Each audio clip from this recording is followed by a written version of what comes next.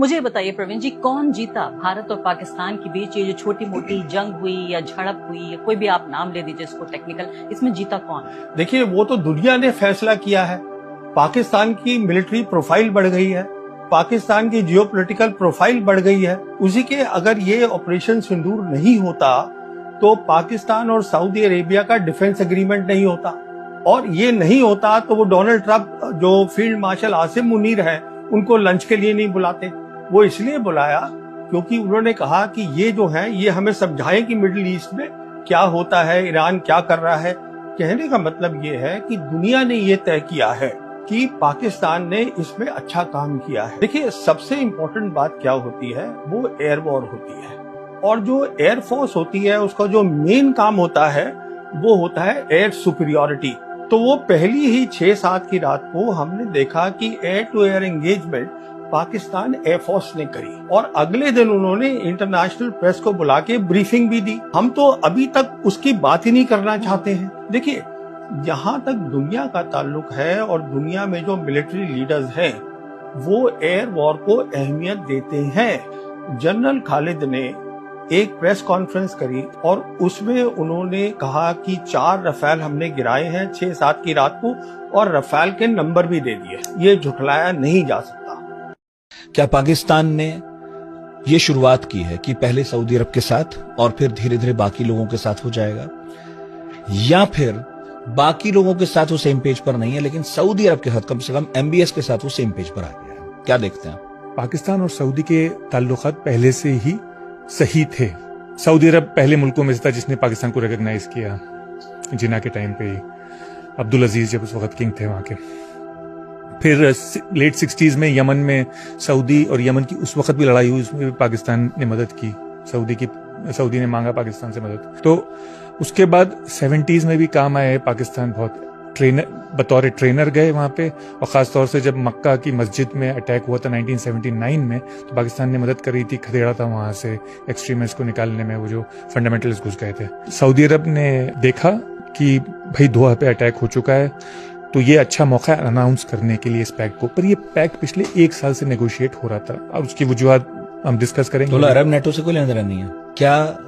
पाकिस्तान ने ये एक मतलब पाकिस्तान की छोटी सी एक डिप्लोमेटिक जीत है क्या, या फिर ये हुआ हो कि ये तो बस शुरुआत है, इस डील में और भी लोग बाद में शामिल? बिल्कुल, पाकिस्तान ने कहा है कि और भी शामिल हो सकते हैं इस डील में। यानी कि मेरे ख्याल से इशारा कुछ कतर और बहरीन और UAE की तरफ है कि अगर आप भी चाहते हैं तो आइए। इसमें एक कमिटमेंट है, जब आपने किसी को वादा दिया तो एक तरह का बोझ भी आपने लिया। हमारी लाइन है आज पाकिस्तानियों के लिए, छेड़ेंगे तो घेरेंगे, घेर देंगे पूरे पाकिस्तान को। बस पाकिस्तानी ऑब्सेशन चालू।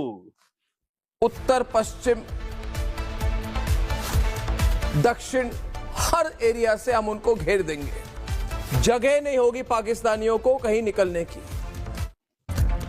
दुश्मन का दुश्मन हमारा दोस्त, और सिर्फ वही नहीं यार, अर्नब का तो दिमाग इतना ही चलता है यार। देखो, हर एट व्हाटएवर कॉस्ट जब आपको डिफेंड करना है सरकार को, तो आप कुछ भी बोलोगे, मतलब दुश्मन का दुश्मन दोस्त है तो फिर आप कुछ भी कर लो। एथिक्स तो वैसे भी, अरे गोदी मीडिया एंड इन लोग से क्या ही एक्सपेक्ट करनी यार, एथिक्स तो।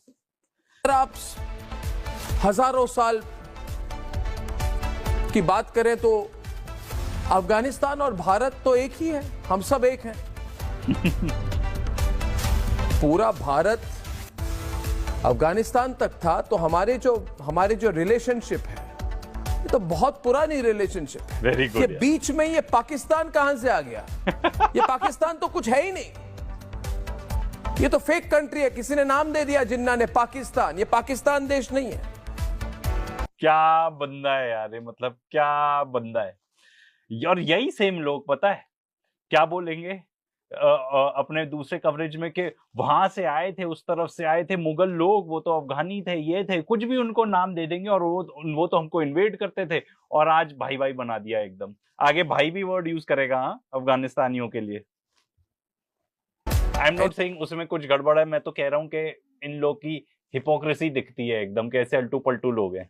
नीवे मुताकी जी इधर हैं और बातचीत हो रही है हमारे साथ। कल जब वो पहुंचे तो पाकिस्तानी इतने डर गए, इतने बौखला गए कि इन्होंने मुत्ताकी दिल्ली के एयरपोर्ट में इन्होंने लैंडिंग की, 3 घंटे बाद पाकिस्तानियों ने एक फेक अटैक कर दी काबुल पर, अफगानिस्तान पे अटैक कर दिया।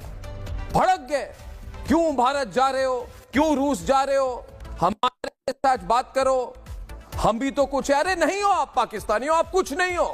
अरे तो भाई असली रीजन तो बता दो क्या है। इनको ये सब रिसर्च नहीं करनी कि वहां पे टीटीपी है जो कि बेसिकली तालिबान, पाकिस्तान तालिबान है, एंड पाकिस्तान ये कहता है कि अफगानिस्तान सपोर्ट करता है टीटीपी को, ठीक है, एंड वो नहीं कंट्रोल कर पा रहे थे इन लोगों को। Almost according to human rights watch, in fact हमने इस पर वीडियो बनाया पूरा, वो तो जरूर चेकआउट करना, लगभग 800 लोग मारे गए थे। अगर आप पाकिस्तानी मीडिया की बात करो तो आपको ज्यादा बताएंगे। मतलब ये बेसिकली टेररिस्ट अटैक से सिविलियंस मारे गए, इतने सिविलियंस एंड ऑफिसर्स वगैरह सब कुछ मिला के। एंड पिछले हफ्ते सैटरडे को भी अटैक किया था इन्होंने, टीटीपी ने, तालिबान पाकिस्तान ने। तो इसीलिए बिकॉज पाकिस्तान का ये कहना है कि भाई अफगानिस्तान तालिबान कंट्रोल ही नहीं कर पा रहा उनको, या कंट्रोल नहीं कर रहा, तो इसीलिए हमारे पास कोई और ऑप्शन नहीं था। ये पाकिस्तान का स्टांस है, वो तो ये सब बताएंगे नहीं कुछ। और ऐसी अटैक की जिसका कुछ इंपैक्ट ही नहीं हुआ, जैसे पिछली बार अटैक किया था पाकिस्तान ने और पता चला ये फुलझड़ी, दिल्ली से 200 किलोमीटर दूर एक फुलझड़ी गिरी है और किसी किसान ने फुलझड़ी पकड़ के दिखाई, ये देखो पाकिस्तानी फुलझड़ी। हमने ब्रह्मोस फेंका, उन्होंने फुलझड़ी इस तरफ फेंकी। उसी तरह से कल उन्होंने एक प्लेन उड़ा दी काबुल के। मुझे तो लगता है मैं क्या रिएक्ट करूं यार इस आदमी को तो ना स्टैंड अप कॉमेडियन होना चाहिए यार। ये अपना न्यूज में आके, मतलब न्यूज का स्टैंडर्ड इतना गिर चुका है यार, मतलब these guys should be comedians. ये लोग क्या के न्यूज यूज कर रहे हैं। एंड अर्नब हिंदी तो मतलब डबल इम्पैक्ट, एकदम ही डबल इम्पैक्ट।